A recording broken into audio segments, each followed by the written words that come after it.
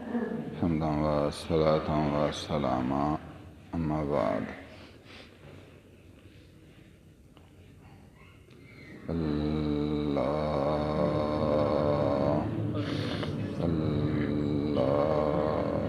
سبحان اللہ۔ Be be ام المومنین عائشہ صدیقہ رضی اللہ تعالی عنہ روایت کرتی ہیں کہ حضور صلی اللہ علیہ وسلم جب رات کو جاگتے تھے تو یہ لفظ بھی فرماتے: لا الہ الا انت سبحانک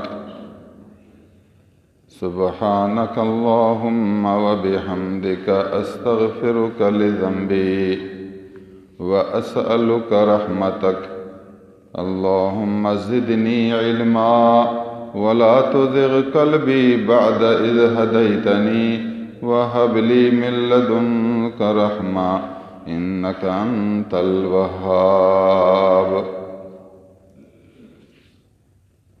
بیان یہ ہے کہ نیند سے اٹھنے کے بعد آدمی زبان سے کون سے لفظ نکالے۔ حضور صلی اللہ علیہ وسلم مختلف الفاظ اس ٹائم پڑھتے تھے۔ کبھی قرآن مجید میں جو اللہ کی تعریف کی باتیں ہیں، کبھی اپنے انداز میں، کبھی آپ نے وہ دعائیں سنی ہیں۔ یہ بھی دعا پڑھتے،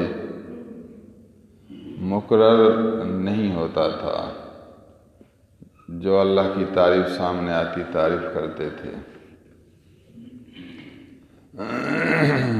اے اللہ، تیرے سوا کوئی معبود نہیں، تو ہر عیب سے پاک ہے، سب تعریفوں کا مالک ہے۔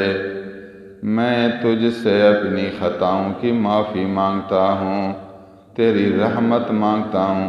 اے اللہ، میرا علم زیادہ فرما اور ہدایت کرنے کے بعد میرے دل کو زنگ مت دے، مجھے اپنی طرف سے خاص رحمت عنایت فرما، بے شک تو رحمت بخشنے والا ہے۔ اللہ کی تعریف اپنے لیے عاجزی اور دعا، اللہ کی بزرگی بیان کرنا، اپنی بندگی کا اظہار کرنا، یہ ہے رابطہ۔ ایسے لفظ استعمال کرو جس میں اللہ کی بزرگی، عظمت معلوم ہو، اور اپنی عاجزی اور بندگی کا اظہار ہو۔ مخلوق اور خالق میں یہی رابطہ اچھا ہے۔ حضور صلی اللہ علیہ وسلم نے فرمایا، جو مسلمان رات کو پاکیزگی کی حالت میں ذکر کرتے ہوئے آرام کرے، پاکیزگی کی حالت میں ہے، پھر اللہ کے ذکر میں مشغول ہوا، ذکر کرتے کرتے نیند میں چلا جائے، پھر جب رات کو اٹھے تو اللہ سے مانگنا شروع کرے، اللہ اس کو ضرور دے گا۔ جو مانگے گا اللہ اس کو دے گا۔ اللہ سے بھلائی مانگے، اچھی چیز مانگے، اللہ سے جو مانگے گا اللہ اس کو وہ دے گا۔ اب دیکھو، اللہ کے ذکر میں ہے، بسترے پر آیا اللہ کے ذکر میں ہے، پھر پاکیزگی کی حالت میں ہے، ذکر کرتے کرتے کرتے اس کی آنکھیں بند ہو گئیں، جب نیند سے اٹھا پھر اللہ اللہ شروع کیا، اللہ سے مانگنا، تو اللہ تعالیٰ اس کو پسند کرتا ہے، پھر اس طلب کو قبول کرتا ہے۔ دعا کی قبولیت کی ایک گھڑی یہ بھی ہو گئی، ایک انداز، مدار وہی ذکر اللہ ہے، خلوص ہے، عبودیت ہے۔ حضرت شریک حوزانی روایت کرتے ہیں، میں بی بی صاحبہ کی خدمت میں حاضر ہوا اور آپ سے پوچھا، حضور جب نیند سے جاگتے تو سب سے پہلے کیا کرتے تھے؟ لوگ مشتاق ہوتے تھے، مدینہ شریف آتے، پھر حضور کی زندگی کے احوال پوچھتے۔ اس شخص نے کہا کہ میں نے بی بی صاحبہ سے سوال کیا، یہ سوال پردہ میں ہوتا تھا۔ بی بی صاحبہ نے جواب دیا، تو نے مجھ سے ایسی چیز پوچھی ہے جو تجھ سے پہلے کسی نے یہ نہیں پوچھا۔ سنو، حضور جب رات کو نیند سے جاگتے تو یہ بھی کہتے تھے، مختلف انداز ہوتے یہ بھی،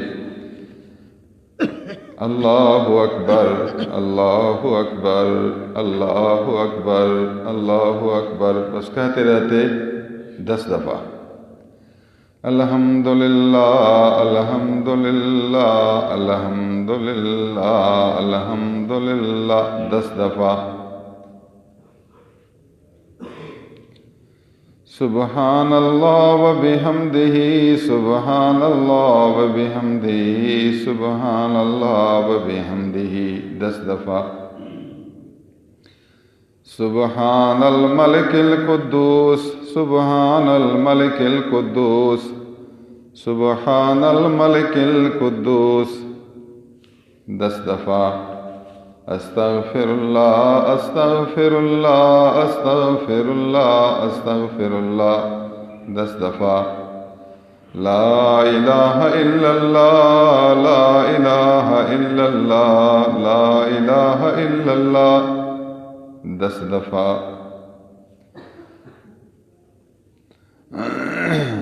پھر کہتے تھے اللہم انی اعوذ بک من ضیق الدنیا و ضیق یوم القیامہ 10 دفعہ، اس کے بعد نماز شروع کرتے تھے۔ رواہ ابو داؤد۔ وہ سب آپ جانتے ہیں، اللہ کی تعریف ہے، سبحان اللہ الحمدللہ۔ آخری جملے کا مطلب ہے، اے اللہ میں تیری پناہ مانگتا ہوں، تو مجھے دنیا کی تنگی سے محفوظ رکھ اور آخرت کی تنگی سے بھی محفوظ رکھ۔ اللہ سے دونوں پریشانیوں سے امان مانگنا چاہیے۔ اللہ ہمیں دنیا کی پریشانی سے بھی بچا، آخرت کی پریشانی سے، دنیا کی خواری اور ذلت سے بھی بچا، آخرت کی خواری اور ذلت سے بھی بچا، دنیا کی تنگی سے بھی، آخرت کی تنگی سے بھی۔ بلکہ حضور نے یہاں دنیا کی تنگی کو پہلے کہا، عموماً آدمی دنیا میں رہتا ہے، یہ اب سامنے ہے، اللہم انی اعوذ بک من ضیق الدنیا ومن ضیق یوم القیامہ 10 دفعہ، بس یہ لفظ شروع کرتے تو پھر پڑھتے رہتے تھے، عرض کرتے کرتے، پھر مزہ آتا ہے نا۔ نیند سے اٹھا اسی بسترے پر وہاں ہی بس تھوڑی دیر بیٹھا ہے تو اللہ کی تعریف کرتا رہے، گن سکے بھی ٹھیک، نہ گنے تو ویسے کچھ وہ بس آسان ہے، یہ تو آسان لفظ ہیں، یہ آسان تعریف ہے، بس جو طبیعت کا حال ہے اس کے موافق اپنے رب سے مشغول رہتے تھے۔ نبی کریم صلی اللہ علیہ وسلم ہمیشہ اپنے رب کو یاد کرتے تھے، ہر گھڑی۔ ابھی یہ سب یاد کرنے کے رنگ ہیں۔ سبحان اللہ۔ اللہ عز و جل ہمیں بھی اپنے ذکر کرنے کی توفیق دے، اپنی ذات سے مشہور رکھے، ورنہ آج کل لوگوں کے حوالے بس خیالات، دنیا کے خیالات، عورتوں کے خیالات، دشمنوں کے خیالات، پھر قسم قسم کے محبوب بنے ہوئے ان کے خیالات، پھر موبائل دیکھ کر استغفر اللہ معاذ اللہ غلط چیزیں دیکھے تو پھر اور زیادہ دل سیاہ، پھر تو اس کو نماز پر اٹھنے کی بھی طاقت نہ ہوگی، مجبوراً زور سے اٹھے گا بھی، کہے گا یہ نماز نہ ہوتی تو اچھا تھا، یہ نماز نہ ہوتی تو اچھا تھا۔ بہت طبیعت، میں نماز پڑھتا ہوں میری پھر طبیعت خراب ہوتی ہے نا، میں جس دن سویرے نماز پڑھتا ہوں پھر سارا دن بے سکون رہتا ہوں۔ یہ دیکھو حال اس کا، یہ نہیں کہتا کہ رات کو دیر تک موبائل دیکھتا ہوں اس لیے بے سکون رہتا ہوں، یہ نہیں کہتا، کہتے صبح نماز کے لیے اٹھتا ہوں نا اس لیے سے نعوذ باللہ نماز کا وبال یہ ہے کہ پھر سارا دن بے سکون ہوتا ہوں۔ اللہ کا بندہ نماز پر اٹھنے سے سکون ملتا ہے۔ یہ جو آپ نے گندی چیز دیکھی ہے نا، اب اس کا وبال یہ ہے کہ سارا دن تو بے سکون ہے۔ تو جلدی آرام کر، سویر اٹھ، پھر دیکھ اپنی طبیعت کو، دل میں سکون آئے گا۔ سکون کی دو قسمیں، ایک طبعی اور روحانی۔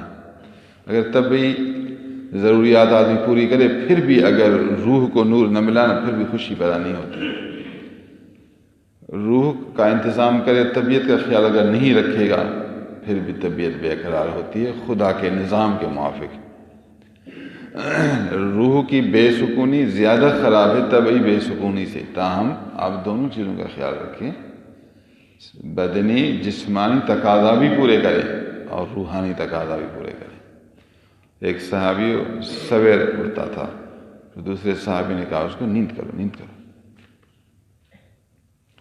پھر دوبارہ اٹھا، اس نے کہا اب بھی نیند کر نیند کر۔ تجھ پر تیرے بدن کا حق ہے، تیری آنکھ کا حق ہے۔ زیادہ جاگے گا، آنکھیں کمزور ہوں گی تو اندھا ہو جائے گا۔ خدا کا نظام اس طرح بنا ہوا ہے۔ تیری آنکھ کا تجھ پر حق ہے، تیری زبان کا حق ہے، تیرے ہاتھوں کا حق ہے، تیرے پاؤں کا حق ہے۔ ایسا کام نہ کر جو اپنے ہاتھوں کو شل بنا دے، پاؤں سے اپنے آپ کو لنگڑا بنا دے۔ تیرے جسم کو اللہ نے بنا، اسی کا تجھ پر حق ہے، اپنے جسم کی حفاظت کر، اس کو بیمار نہ کر، اس کو مریض نہ بنا۔ تجھ پر تیری بیوی کا حق ہے، تجھ پر تیری اہل و عیال بچوں کا حق ہے۔ دن کو کام پر جائے گا، رات زیادہ جاگے گا تو کام نہیں کر سکے گا، تو بچوں کا حق پورا نہیں کر سکے گا۔ نیند کر نیند کر۔ وہ آخری سحری کا وقت قریب ہے، اس کو ابھی اٹھو نفل پڑا۔ بخاری شریف میں حدیث موجود ہے۔ تو ہمارے نبی کریم صلی اللہ علیہ وسلم نے صحابہ کو سمجھایا، صحابہ نے ہم کو سمجھایا۔ کچھ لوگ اتنا تیزی میں آتے ہیں پھر لوگوں کا حق تلف کرتے ہیں، کچھ لوگ لوگوں کے حق میں اتنا تیز ہوتے ہیں خدا کے حق کو تلف کرتے ہیں۔ اللہ کا بندہ، جس طرح اللہ نے دو آنکھیں دیں تو اس طرح آپ کو دو حق ہیں، اللہ کے حق بھی اللہ کے بندوں کے حق بھی، دونوں حقوق پورے کریں گے پھر اچھا انسان بنیں گے، پھر صحابہ کے طریقے پر چلنے والا بنیں گے۔ اللہ عز و جل ہمیں اپنا ذکر بھی نصیب کرے اور اپنے بندوں کے حقوق پورے کرنے کی توفیق بھی عنایت کرے۔ وآخر دعوانا ان الحمدللہ۔